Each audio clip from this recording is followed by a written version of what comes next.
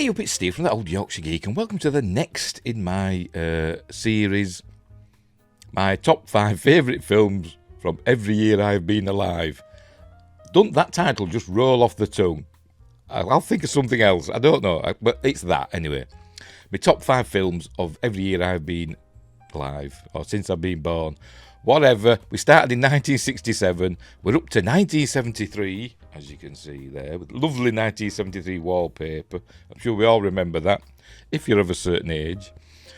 But let's get on with it, shall we? So, let's start. By the way, remember, these are my favourite films of the year, not necessarily the best films of the year, but they're my favourite ones. So just bear that in mind. So, I'm sure maybe you'll put some more in the comments of great films that came out in 1973. And I won't argue, these are just my favourite ones. But there were many great films out in 73. Right, let's begin. Okay, first up is The Creeping Flesh. A great horror film, which I've said before, I think I said in 1972. I said I usually watch this with a double feature with Horror Express, because they're kind of similar stories. They're both like sci-fi horror-ish, I suppose you could say. Both starring Peter Cushing and Christopher Lee. This one's directed by Freddie Francis. It's not a Hammer or an Amicus, although it has that feel. I think it's a forgotten British, I can't remember, Tygon British Films, that's it. It's a Tygon British film production. But it feels like a Hammer film. As I said, starring Peter Cushing and Christopher Lee as brothers in this one, but kind of rivals as well. Peter Cushing is an archaeologist. In Horror Express it was Christopher Lee that was the archaeologist. In this one, Peter Cushing's the archaeologist, and he finds this giant skeleton. I think he'd been to somewhere like the Himalayas or somewhere like that. He'd been somewhere abroad and he finds this giant skeleton, brings it back to England. We learn that his family's fallen on hard times. His wife died in childbirth, so he raised his daughter.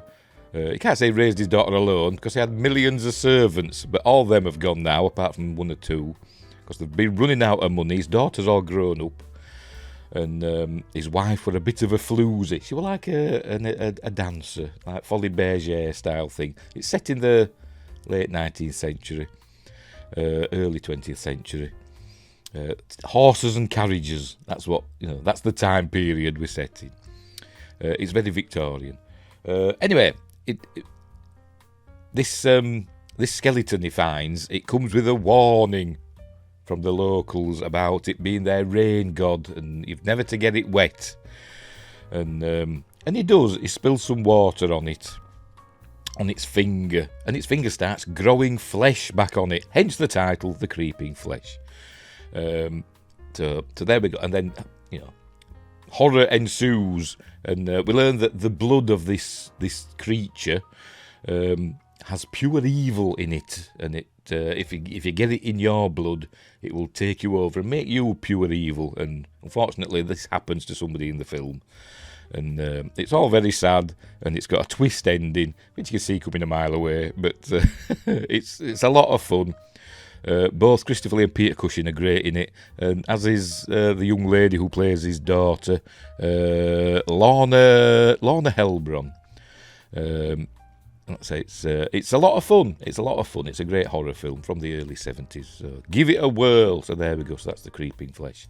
Next up, sticking with horror, some say the greatest horror film ever made. I won't argue. It's up there. Talking, of course, about The Exorcist. William Friedkin's The Exorcist, based on the screenplay and book by William Peter Blatty, starring Linda Blair and many others I've forgotten. Max von Sydow, of course, Ellen Burstyn, Lee J. Cobb, Jason Miller, and many more. What needs to be said about it? Classic film. Absolutely terrifying, I think it is anyway, particularly the flash images, the face of Pazuzu, still to this day terrifies me. I can't look at it.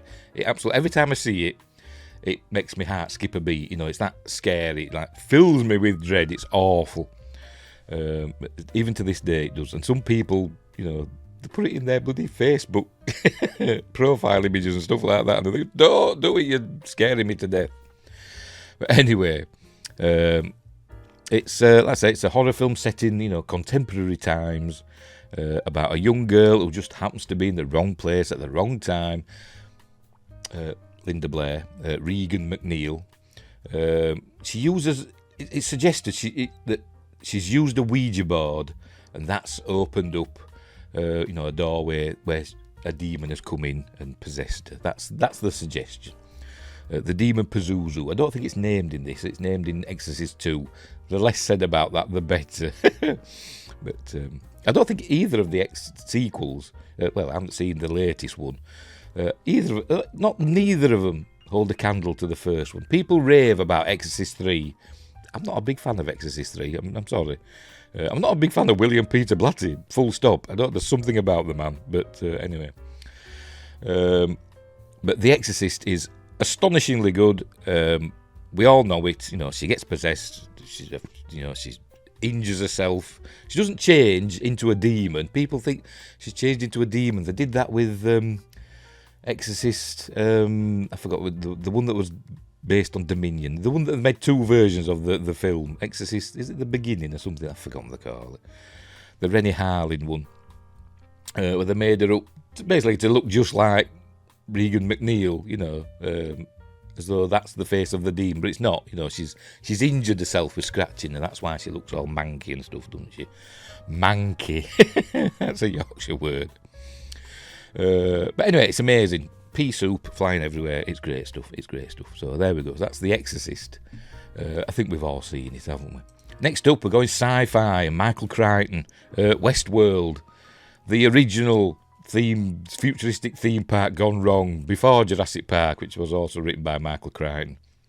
They should have called it Jurassic Park World, shouldn't they? And it had been the sequel to Westworld and Future World, which were a sequel to this, which also had a TV sequel, which were more Future World, a Future World sequel, which was Beyond Westworld. Remember that one? That didn't last long, did it? Anyway, Westworld is the classic original from 1973, written and directed by Michael Crichton, starring Yul Brynner, of course. Why am I blanking on names? Yul Brynner, Richard Benjamin, and James Brolin, and a cast of thousands. Well, maybe not thousands. Who'll go to a futuristic theme park, amusement park that's based on the Wild West. There are other worlds, there's medieval world and Roman world. I think that there might just be those three in this one, where all the people, all the actors in the theme park are robots. The realistic looking robots, apart from the hands. Apparently they couldn't get the hands quite right. Just like AI today.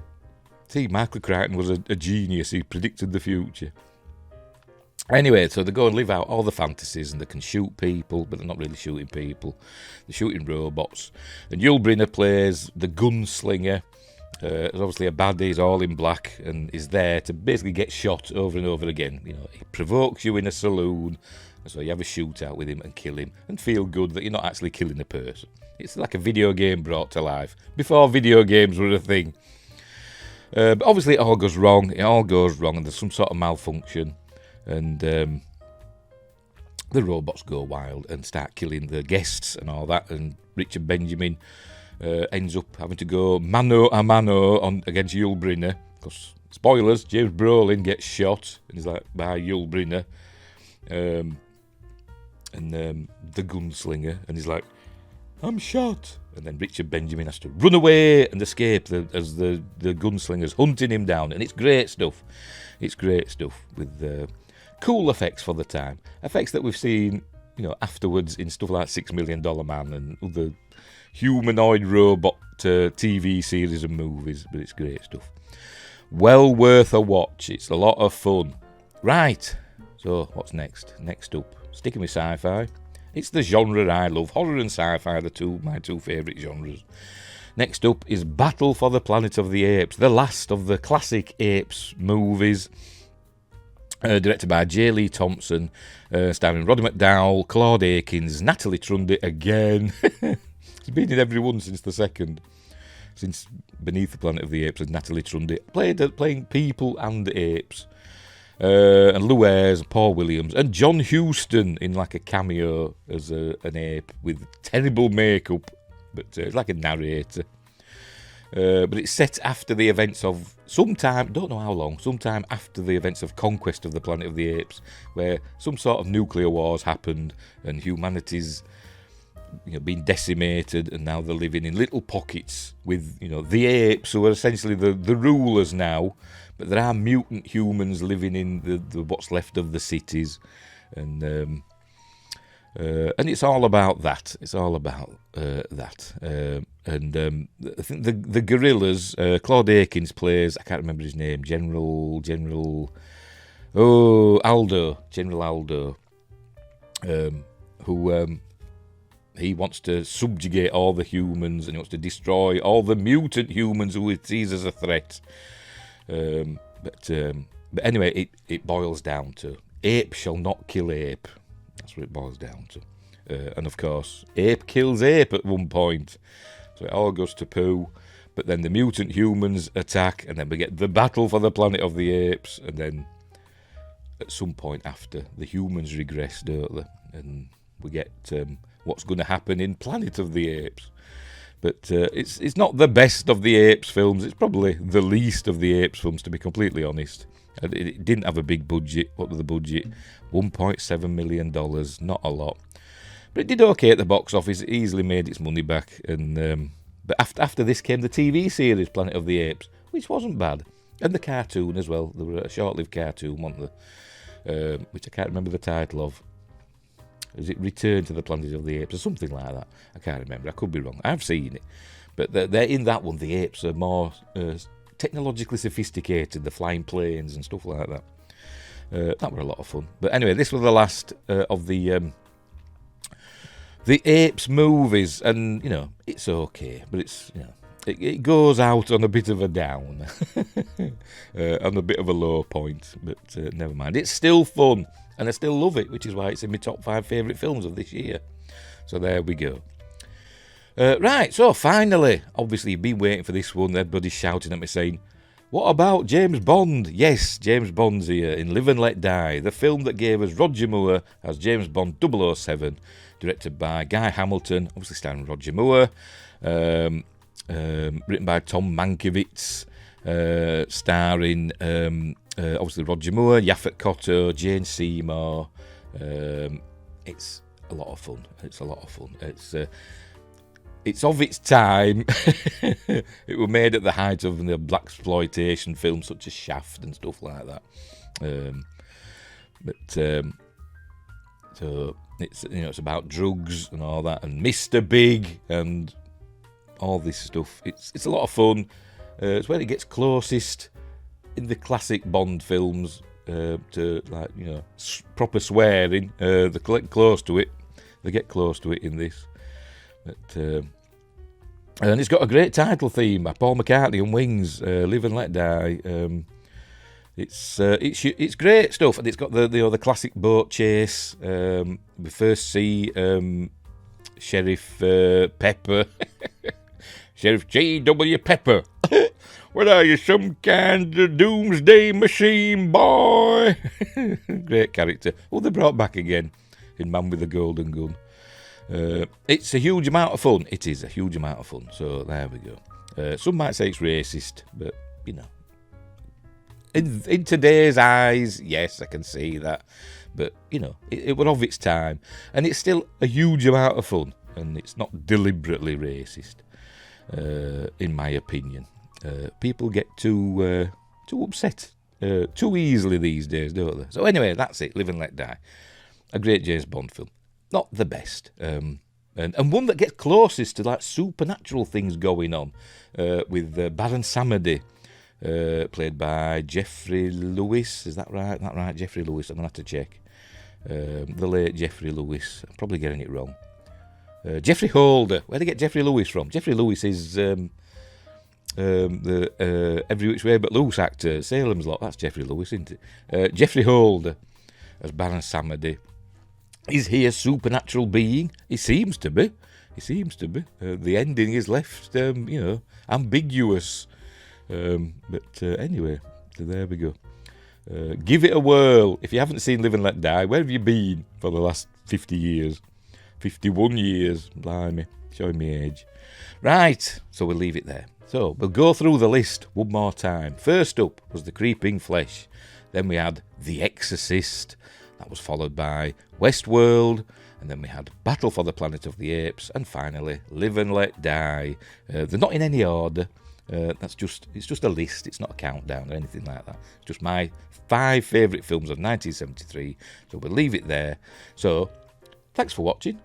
And wherever you are, look after each other. And until next time, I'll see thee.